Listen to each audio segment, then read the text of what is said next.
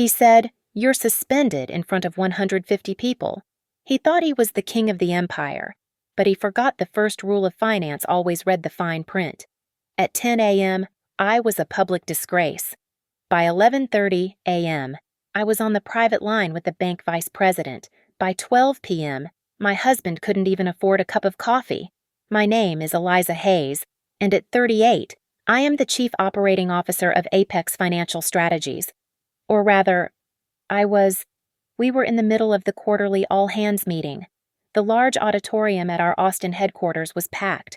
The energy was electric. Our numbers for the quarter were strong, and the projections looked even better. I should know. I built the models. My husband, Marcus, was on stage. At 42, Marcus, our CEO, is the kind of man who commands a room just by entering it. He is handsome, charismatic, and utterly convincing. He was in his element, pacing the stage, painting a picture of a future so bright you needed shades. I was in the front row, laptop open, reviewing the logistics for the client dinner tonight. Then he stopped, mid-sentence. He stopped, and the silence stretched. The buzzing energy in the room evaporated, replaced by the low hum of the air conditioning. 150 people shifted in their seats. Marcus looked down at his notes, then up at the crowd. He put on the face. It was the face I dreaded, the one I knew too well, a mask of practiced, insincere regret. The same face he used when he forgot our anniversary. The same face he used when he accidentally spent $5,000 on a watch. Before we continue with the projections, he began, his voice suddenly somber. I need to address something that goes to the very core of our company culture. My stomach tightened. We talk about mutual respect here at Apex, he continued. His eyes scanned the crowd and landed, just for a second, on Serena Vance. Serena, 26 years old, our new Vice President of Strategic Initiatives, a title as meaningless as her experience.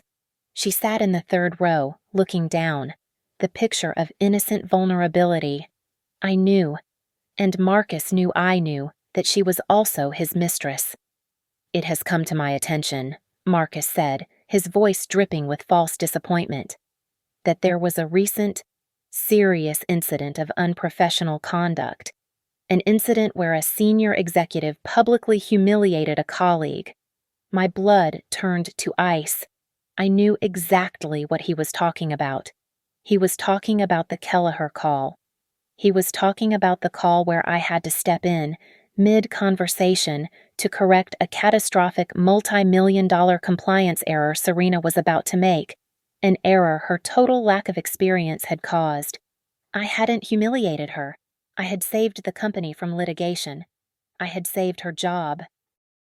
This behavior is unacceptable, Marcus declared, staring right at me now. The spotlight found me. His voice boomed through the microphone, amplified for maximum impact. Eliza, you are suspended, effective immediately. The silence that followed was absolute. It was a vacuum. 150 employees, my colleagues, held their breath. I could feel their eyes burning into me. You are suspended, he repeated, savoring the words, pending a formal apology to Ms. Vance and the board. My face was on fire. A deep, agonizing flush crept up my neck, but I held my spine rigid. I would not cry. I would not scream. I would not give him the satisfaction. I looked at him, my husband, the man I built this company with. I let out a breath, slow and measured. My voice, when it came, was cold as glass. Understood. It was the only word I said. Slowly, deliberately. I reached into my blazer pocket and pulled out my security badge. I placed it on the table. I took the company phone, the one that buzzed at 3 a.m., and placed it next to the badge. I stood up. I smoothed the front of my jacket. Then I turned my back on him, on Serena, and on the entire company. I walked the long aisle toward the exit, the rhythmic click of my heels on the floor, the only sound in the dead-silent room. The heavy doors swung shut behind me. I stepped into the elevator, and the polished steel doors slid shut, sealing me in silence. The second the latch engaged, my mask shattered. My legs gave out, and I slammed back against the wall, my breath tearing out of my chest in a ragged gasp. The professionalism, the cold control, it all dissolved. My hands were shaking, not from fear. This was not fear. This was a rage so pure and so hot it threatened to incinerate me from the inside out. I squeezed my eyes shut, not against tears, but against the bright, vivid image of Marcus's triumphant, pitying stare. He said, effective immediately. I took one more shuddering breath, pushing myself off the wall. My reflection in the steel was a stranger pale, eyes too wide, a tight line for a mouth. I fixed my hair. I straightened my jacket. The humiliation was a physical weight, but I had carried heavier things. I did not go home. Home was a shared space, a place now contaminated. I did not go to the parking garage. I walked out the front doors, past the confused security guard I had hired myself, and into the bright, indifferent Austin sunlight. I walked. 1 block, 2, 3. I didn't stop until I reached a small, quiet cafe, the kind of place with dark wood and bad art, the kind of place no one from Apex would ever be. I found a booth in the darkest corner, slid onto the worn vinyl, and pulled my personal phone from my purse. The screen lit up. 10:02 a.m. My fingers were steady now. I had 2 calls to make. The first call was to my lawyer, not the corporate lawyers. My lawyer, Jessica Thorne. She picked up on the second ring. "Jessica," I said. My voice was low. "Eliza, what's wrong?" She could hear it. "He did it," I said. Just now, in the all-hands meeting, in front of everyone. There was a sharp intake of breath on the other end. "He suspended you, publicly, and named Serena as the victim." Silence. Then, Jessica's voice, stripped of all warmth, becoming the weapon I paid her to be. "The key person clause, Article 8, Section B. He just triggered a material breach." "I know," I said. "Activate everything. The divorce petition, the injunction, and the breach protocol. Eliza, once this starts, it's nuclear. There is no going back." "Good," I said, and hung up. I took a sip of the lukewarm water the busboy had left. My heart was a cold, hard stone in my chest. The rage was still there, but it was useful now. It was fuel. I scrolled through my contacts to a number not saved under a name, just a series of digits I had memorized 8 years ago. The private line. It rang 4 times. "Miller. Robert, it's Eliza Hayes. Robert Miller, Senior Vice President at First National Texas Bank. An old-school banker who only cared about 2 things, collateral and liability. I was his collateral. Marcus had just become his liability. Eliza, this is a surprise. I thought you were in your quarterly review." "I was," I said. "Robert, I am calling to officially inform the bank that as of approximately 10 a.m. this morning, I have been suspended from my executive role at Apex Financial Strategies." The silence on his end was profound. I could hear the faint sound of a ticking clock in his office. Robert did not like risk, and I, the guarantor for their $50 million loan, had just been publicly removed from my oversight position. "Eliza," he said finally, his voice cautious. "Are you sure perhaps this is a temporary—" "I was publicly suspended. Robert." I cut him off, my voice sharp. "Without cause. Without process. By the CEO. This is a material change in executive structure." I let the words hang in the air. "This means our loan, your loan, is at risk." "At risk." His voice snapped to attention. "You know the terms of the agreement. You know my role as guarantor. My position as COO was the primary condition for that loan.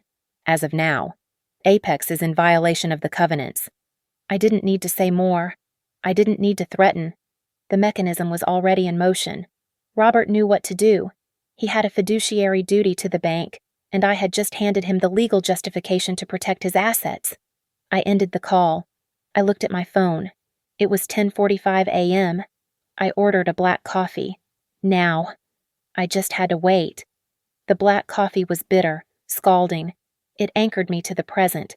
The shaking in my hands had stopped, replaced by a cold, precise calm. My phone was dark on the table. The calls were made. The mechanism was engaged. All I had to do was wait. Marcus had always accused me of overthinking, of being too cautious. He called my attention to detail a flaw. He never understood that in my world. In the world of real money, detail is everything. Detail is the difference between an asset and a liability. I thought back 8 years to a different sterile, quiet room. Not a coffee shop booth, but a boardroom at First National Texas Bank. The table was polished mahogany, and the air smelled like old money and anxiety. We were trying to get the loan. "We" was the generous term.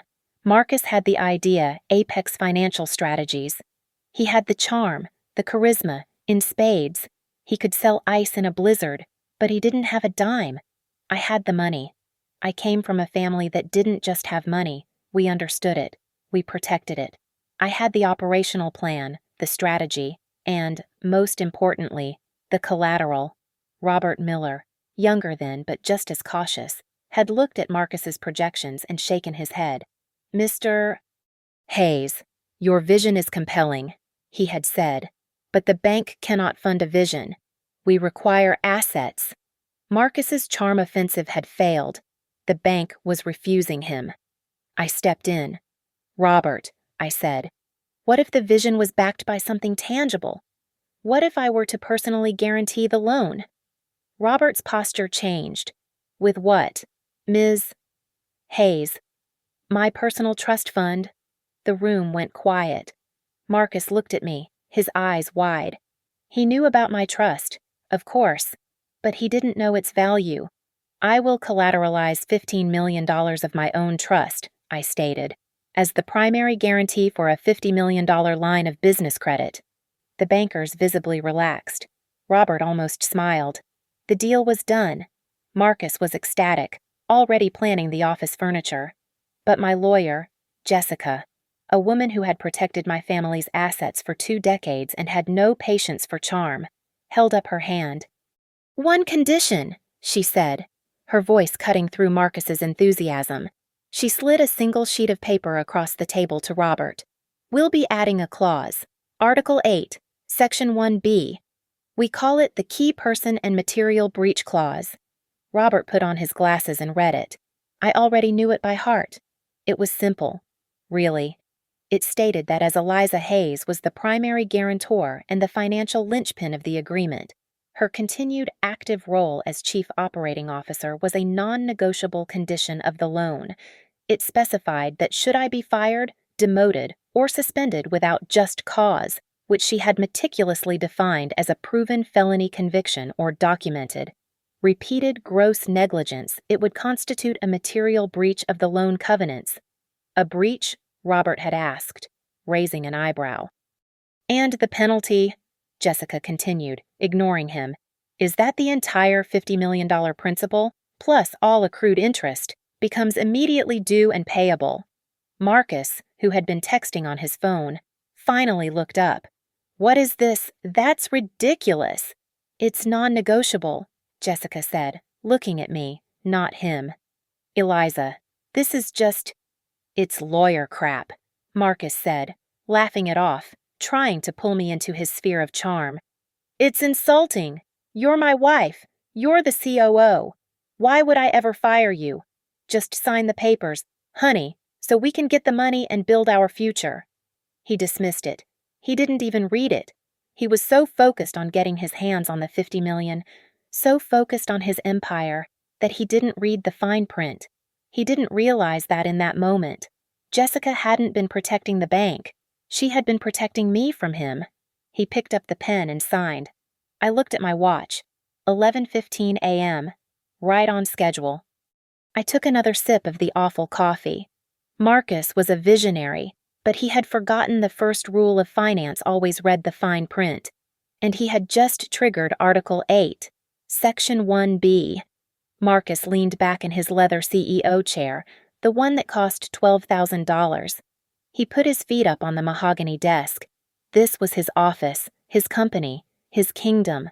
Serena was perched on the corner of the desk, sipping champagne from a coffee mug. She had been waiting in his private office.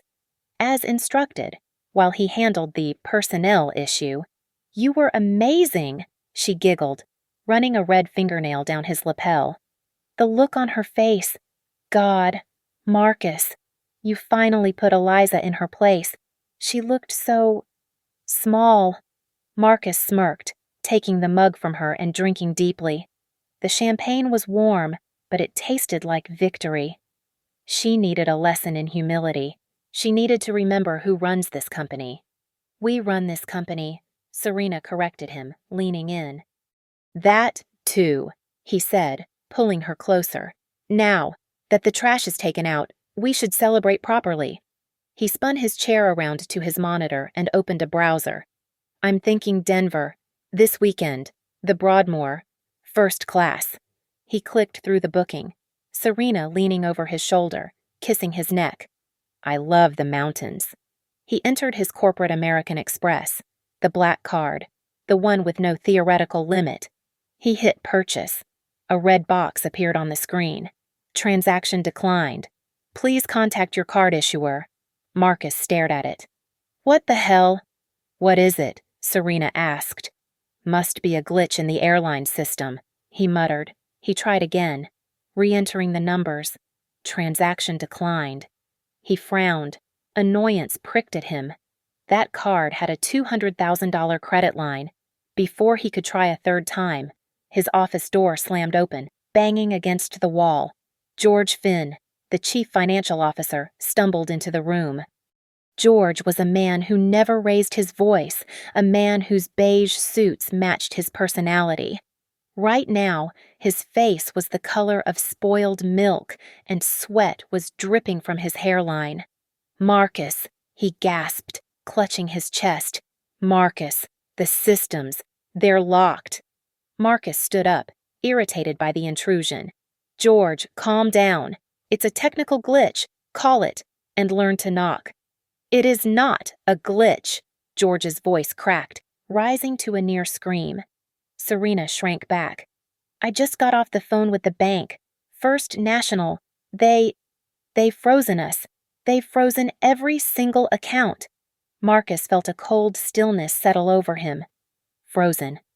What are you talking about?" "They said we're in material breach." George was pulling at his collar. "They're calling the loan, the whole $50 million. They're calling it Marcus. Due now." Marcus let out a short, barking laugh. It sounded hollow. Breach of what we just posted our best quarter. That's absurd." "George, you misunderstood them." As the words left his mouth, his personal cell phone, sitting on the desk, began to ring. The screen lit up. First National Texas, private banking. He snatched it up, turning his back on George and Serena. "This is Hayes." The voice on the other end was cold, unfamiliar, and polite. "Mr. Hayes, this is Daniel from the Private Banking Division. We are calling to inform you that we have just received an executive order from our Commercial Underwriting Department. We regret to inform you that your personal checking account, your savings account, and your private line of credit have all been frozen." The air left his lungs. "What that is my personal money.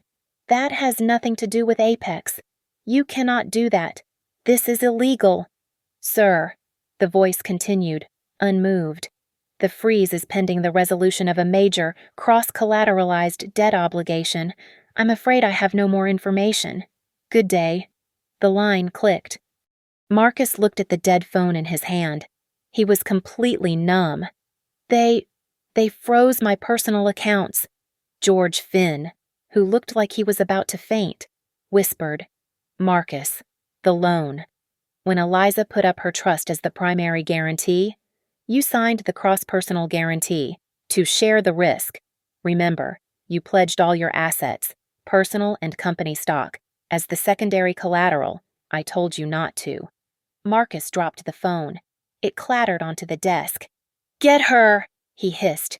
Find Eliza. Get her on the phone. Now. I sat in the corner booth, the coffee in my cup long since cold. I didn't need to be in the office to know what was happening. I could picture the scene perfectly. Marcus, his face purple, screaming at his assistant. George Finn hyperventilating in a corner. Serena, finally realizing that her payday was not, in fact, guaranteed. Marcus would be screaming for me. Find Eliza. Get her back here. He would think I could fix this, that I could undo it. He still thinks this is an emotional problem, a marital spat that spilled over into business. He does not understand. This is not an emotional outburst. This is a cashing of a check. It is a purely procedural event that I set in motion 8 years ago, when Jessica, my lawyer, and I structured the loan agreement. We were meticulous. Marcus saw a $50 million prize. I saw a trap. My $15 million trust was the bait, the primary collateral. It was the only reason the bank agreed to fund Marcus's vision.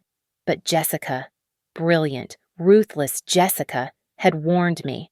He must be bound to it. Eliza, if you are the only one guaranteeing it, he will always treat your money, and you, as a safety net. So I sold it to him as a partnership. We have to share the risk, darling, I remember saying, choosing my words with care. It's only fair. To show the bank we are a truly united front, you need to sign a personal guarantee, too. All your assets, all your stock. It's just a formality, of course. He agreed without a second thought. He was so blinded by the money, so desperate to get his hands on my family's legacy to build his own, that he never read the fine print. He never realized that by sharing the risk, I was ensuring that if he ever betrayed me, he would lose everything. He wasn't just signing a loan, he was signing a suicide pact. The bank, in this moment, is not acting with malice. It is acting with cold, calculating logic. I reported a breach of Article 8, Section 1B, their computers, their risk assessment algorithms. See only one thing: the loan is in jeopardy. Their response is automatic. They must protect their assets. First, they freeze all corporate accounts. The payroll system George was crying about, the corporate Amex Marcus tried to use, every dime of operating capital. Apex Financial Strategies, as of an hour ago, is insolvent. Second, they freeze the assets of the guarantors, all of them. This is the nut. This is the knot he cannot untie. By signing that cross-personal guarantee, Marcus made his personal wealth indistinguishable from the company's debt. The bank sees his personal checking, his savings, his stocks, as nothing more than a secondary pool of collateral, and they have just seized it. He is, at this moment, a man with no money, and here is the elegant, beautiful pivot they have not frozen my trust fund. Oh, no, my trust is untouched, because I am not the one who breached the contract. I am the primary guarantor. Yes, but I am also the cooperative party. I am the responsible executive who alerted the bank to the gross mismanagement and unprofessional conduct of the CEO, the conduct that put their loan and my trust at risk. I am not the liability. I am the bank's partner in recovering their funds. Marcus has been surgically excised from his own life. He has no company. He has no personal funds. He has nothing. He is screaming for an Eliza who can save him. But that Eliza died this morning at 10 a.m. I checked my watch. 11:45 a.m. The chaos, I estimated, had been simmering for about an hour. It was enough time for the payroll system to fail. Enough time for the company credit cards to be declined. Enough time for the rumor mill to have churned the initial shock of my suspension into full-blown panic. I had not stayed in the cafe. I had gone home. Not to the sprawling, glass-walled house I shared with Marcus, the one he would soon be forced to vacate. I went to my penthouse, the one my trust had purchased before I ever met him, the one he did not have a key for. The woman who had been humiliated at 10 a.m. was wearing a pale beige suit, a color chosen for its non-threatening, collaborative nature. She was Eliza Hayes, the COO, the loyal wife, the team player. I looked at myself in the mirror. That woman was gone. I had showered, washing away the sticky residue of public shame. My hair was pulled back into a chignon so tight it pulled at the corners of my eyes, severe and uncompromising. The suit I wore now was a custom-tailored charcoal gray, the jacket structured with sharp, padded shoulders. Underneath was a simple black silk shell. My shoes were 5-inch patent leather stilettos, the heels needle-sharp. They were not designed for walking. They were designed for making a point. In the lobby of my building, I met the other 2 members of my war party. Jessica Thorne, my lawyer, stood with her arms crossed, a thin leather briefcase in her hand. Beside her, looking profoundly ill, was Robert Miller from First National Texas Bank. He had clearly been agonizing over this, but one look at me, at my suit, at my face, and his resolve hardened. He knew which side his bank's money was on. We rode the elevator to the apex floor in complete silence. The elevator doors opened with a soft chime. The scene before us was exactly what I had anticipated. Total chaos.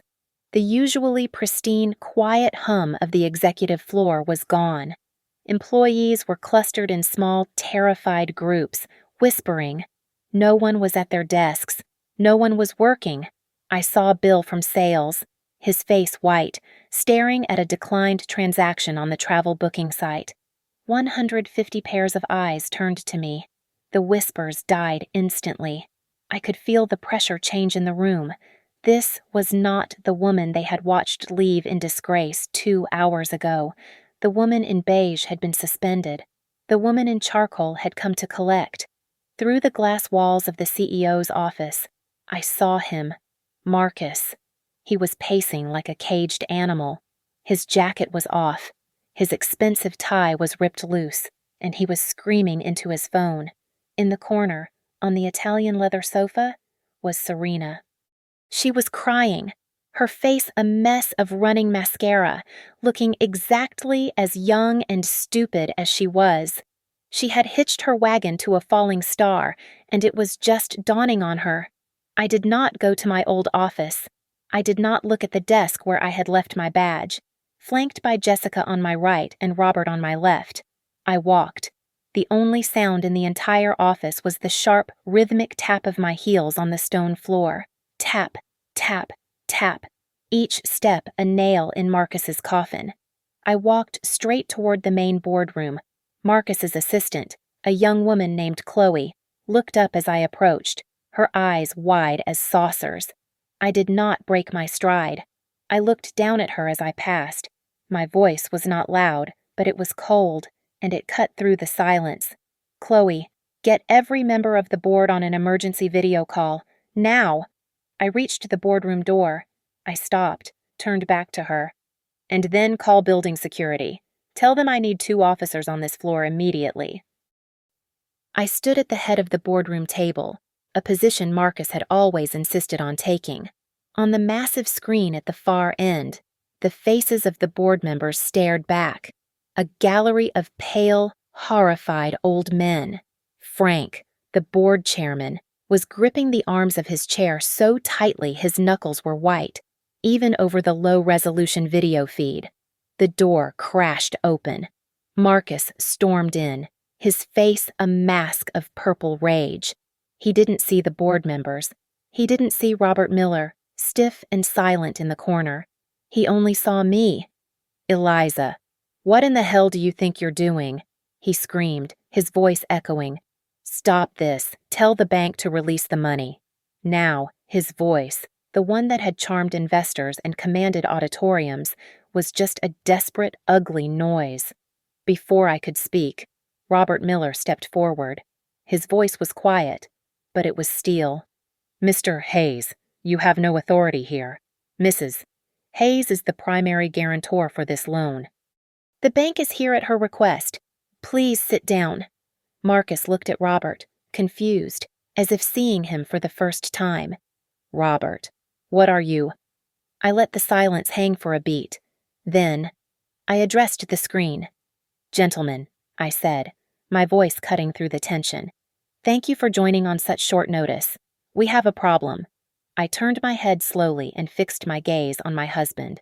Leadership, I said, drawing the word out, has acted in a way that has triggered a material breach of our loan covenants. Specifically, Article 8, Section 1B.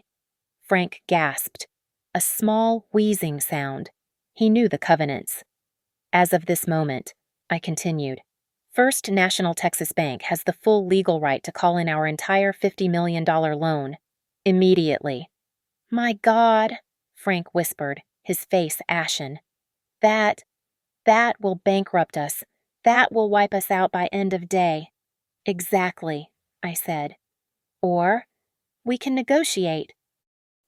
Marcus, who had been frozen in disbelief, finally found his voice. He let out a sharp, incredulous laugh. Negotiate, you, who do you think you are? Eliza, you're suspended. You're nobody. I looked him dead in the eye. The anger I had felt in the elevator, the humiliation he had dumped on me, it was all gone, replaced by a cold, Arctic calm. I am, I said, the only person in this room who can call Robert Miller and tell him to stand down. I am the only person in this room who can keep you all from losing every cent you've invested. Right now, I am the bank. The boardroom was silent. Marcus's mouth was open, but no sound came out. He finally understood. And, Jessica Thorne said, stepping forward for the first time, she placed a thin, neatly bound file in front of Marcus's seat, and I knew an identical file was being emailed to the board members at that exact second. And, Jessica continued, in our due diligence, prompted by this morning's events, we also discovered another, more pressing issue. It appears Mr. Hayes has embezzled over $2 million in company funds in the last 6 months. Frank on the screen choked. What? He has been funding various strategic initiative projects, Jessica said, her voice betraying no emotion. She flipped open her own copy of the file. I have here the corporate credit card statements for Mr. Hayes and Ms.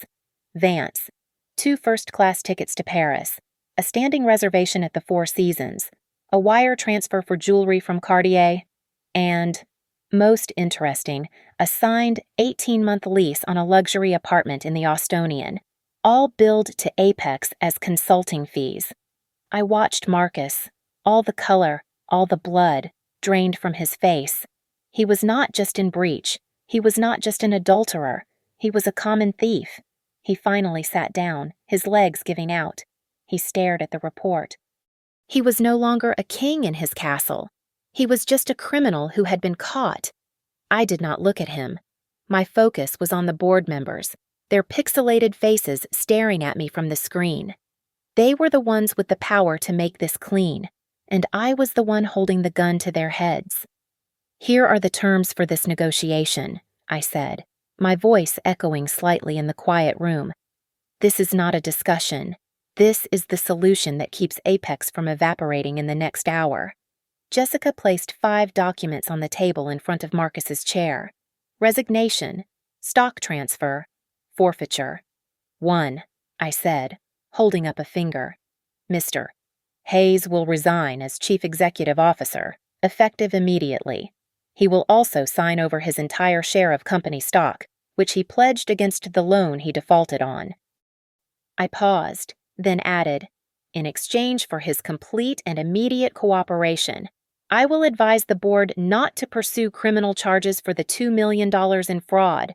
That is my one concession. Marcus's head snapped up. Eliza, you cannot. This is. Shut up, Marcus.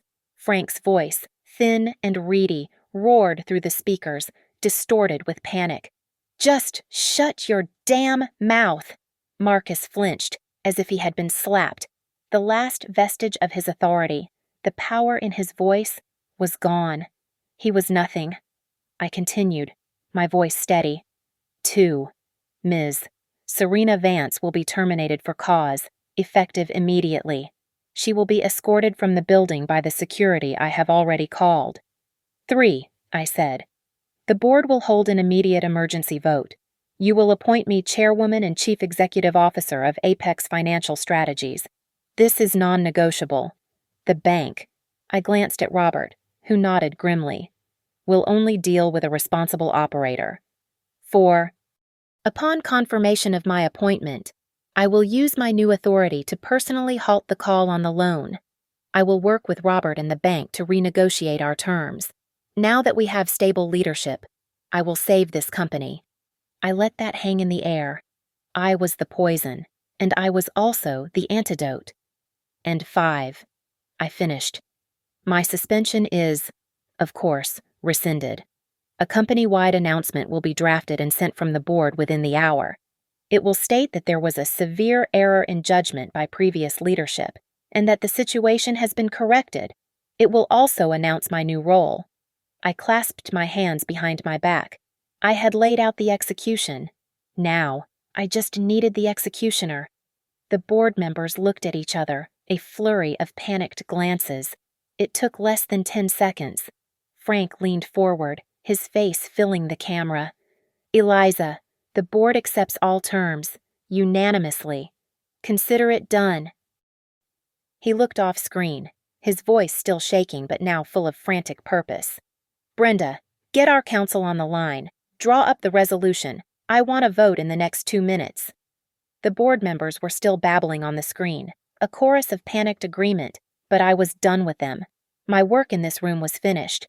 Marcus was signing the papers Jessica slid in front of him, his hand shaking, his face a blank mask of defeat. I turned to my assistant, Chloe, who was standing by the door, her eyes wide. She had seen everything. Chloe, I said, and my voice was so calm it surprised even me. Summon security to Ms. Vance's office. She is to be escorted from the building. Serena was still in Marcus's office, which she had, for a few blissful hours, considered her office. The champagne was flat, the mug empty. She had been crying, but now she was just annoyed. Marcus had been gone for almost 20 minutes. The idiot, George Finn, had run out, and she was alone. The silence of the outer office was unnerving. She reapplied her lipstick, blaming Eliza for this entire mess. This was her fault. If Eliza had just been graceful, none of this drama would be happening. The door to the CEO's office opened. Serena stood up, a triumphant smile starting to form, expecting Marcus to return. Victorious. It was not Marcus. It was 2 uniformed security guards, men she had never seen before. Ms. Vance, the taller one said. His voice was not unkind, but it was not friendly. It was a block of wood. What? She snapped, her irritation flashing. Where is Marcus? Who are you? Ms. Vance, you need to come with us, the guard said. He was not asking. Serena's stomach dropped, a cold, heavy feeling. What, you can't? This is the CEO's office. Get out. Mr. Hayes no longer works here, the second guard said, his eyes already scanning the room for her belongings. Please collect your personal items. You have 5 minutes. What? The words made no sense. He no longer... That's ridiculous. I'm calling him. You can't do this. Marcus. She fumbled for her phone, the one Marcus had bought her, and stabbed his name on the contact list. She put it to her ear, her eyes defiant, staring down the guards. It rang once. Then, the subscriber you have dialed is not... Voicemail. She tried again. Straight to voicemail. Ma'am, the first guard said. We're not waiting. He took a step toward her. Don't touch me, she shrieked. She grabbed her purse, a $4,000 bag paid for by an Apex consulting fee, and the empty champagne mug. This is insane. You're all fired. The guards didn't respond. One held the door open. The other gestured for her to walk. She stalked out of the office, her heels clicking, ready to give the entire floor a piece of her mind. But the office was silent. 150 people were standing at their desks, watching her. The whispers that had been flying all morning had stopped. There was only this thick, heavy, absolute silence. She was no longer the alluring VP of strategic initiatives. She was not the CEO's confidant. She was just a 26-year-old girl in a too-expensive dress, being marched toward the elevators by 2 security guards. This was the walk I was supposed to have made. This was the shame she and Marcus had so carefully planned for me. The long aisle, the staring eyes, the silent judgment. She looked for a friendly face, a sympathetic glance. There was none. She was alone. The humiliation she had giggled about just an hour ago, the putting Eliza in her place, had found a new owner. She passed the front desk, her face burning, and did not look back. The elevator doors opened. She stepped inside with her escorts, and was gone. As the elevator doors closed on Serena, the final act in the boardroom was concluding. Marcus, who had been signing the stack of documents Jessica prepared while the drama unfolded, pushed the last paper away. His signature, usually a bold, arrogant scrawl, was tight and shaky. He had signed away his title, his stock, and his life. He finally, slowly, looked up at me. His eyes were hollow, dead. "You planned this," he whispered. It wasn't an accusation. It was a realization, centuries too late. That clause, 8 years ago. You planned this. I reached into my jacket pocket and pulled out my reading glasses, sliding them on. It was an affectation, but it felt right. You planned your entire career using my money. Marcus, I said, my voice quiet. I just planned for its protection. A spark of his old, pathetic arrogance flared. He tried one last time, one final, desperate bluff. He slammed his fist on the table. "I'll sue you," he shouted, his voice cracking. "I'll sue you for emotional distress. I'll file for divorce. I'll take half." "I swear to God, Eliza, I will take half of everything you own." It was so predictable, so weak. Jessica Thorne, who had been standing silently by the wall, let out a small, dry laugh. It was a terrible sound, completely devoid of humor. "Mr. Hayes," she said, and her voice was suddenly the sharpest, coldest thing in the room. "When you married Mrs. Hayes, you were advised by your own counsel to read the prenuptial agreement, an agreement which, like the loan documents, you clearly did not read." Marcus stared at her, uncomprehending. Jessica continued, "The prenup is ironclad. It contains a standard infidelity clause. It specifies that should either party engage in adultery, a term we have volumes of evidence for, they forfeit any and all claim to community property accumulated after the date of marriage." She tapped the embezzlement file, the one detailing the Paris trips and the jewelry. "And we have receipts, Mr. Hayes, proving you leased that luxury apartment for Ms. Vance 18 months ago. You have been in material breach of your marriage contract and your business contract for 1.5 years. That was it. That was the last pin. I watched the comprehension land. No company, no personal money, which was frozen. And now, no marital assets. He had nothing. He was, in every sense of the word, bankrupt. He slumped into the chair, a completely broken man. The boardroom door opened. The 2 security officers I had requested stepped inside. They were large men, professionals. "Mr. Hayes," the first one said, his voice polite but firm. "It's time." Marcus did not respond. He did not look up. He let them help him to his feet. He was a ghost in an expensive suit. They escorted him from the boardroom, past Chloe's desk, and toward the main elevators, the same walk of shame Serena had taken. He was escorted out of the building he thought was his. I watched him go. I felt nothing but the click of a lock falling into place. I stepped out of the boardroom and looked across the wide, silent office. Every employee was at their desk, watching me. I looked at my watch, 12:45 p.m. I walked to the CEO's office. I did not bother to knock. I walked to the massive desk and picked up the phone. I dialed George Finn's extension. "George," I said, Come to my office. We need to reactivate the payroll system immediately and cancel Marcus Hayes's corporate Amex. I hung up before he could respond. I sat down in the CEO's chair. It was still warm. I dialed Robert Miller's private line. He picked up on the first ring. "Robert," I said. "It's me. It's done. Release the accounts. We're back in business." Thank you so much for listening to this story. I'd love to know where in the world you're tuning in from. Please drop a comment below and share your thoughts on the story. Don't forget to subscribe to Lily Revenge Stories and like this video. And please, give this video a little extra support by hitting that hype button, so this story can be heard by more people.